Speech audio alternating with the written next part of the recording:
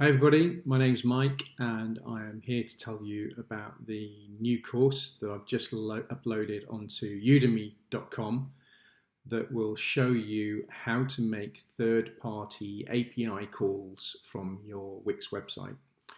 So if you don't know what an API is, an API application programming interface is a way that third parties allow you to pull data from their systems across to your website.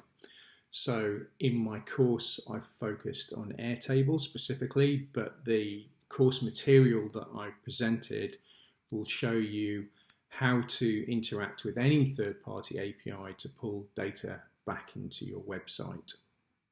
So I've specifically looked at Airtable because I find it a really great way of creating a back-end data store for my Wix website. Airtable is a sort of mix between a spreadsheet and a database. It's very simple to use and it allows you to really quickly manipulate data. So I take you through every stage of learning how to connect the API. If you are a beginner and you have zero coding experience, don't worry about that because I will take you step by step through understanding getting set up in the Wix coding environment. I'll show you how to write some basic code to get it all running. So please, for those people who are not technical, don't worry. You'll find the courses at a good level and you'll quickly get up to speed. So I've specifically focused on Airtable because of the utility of it.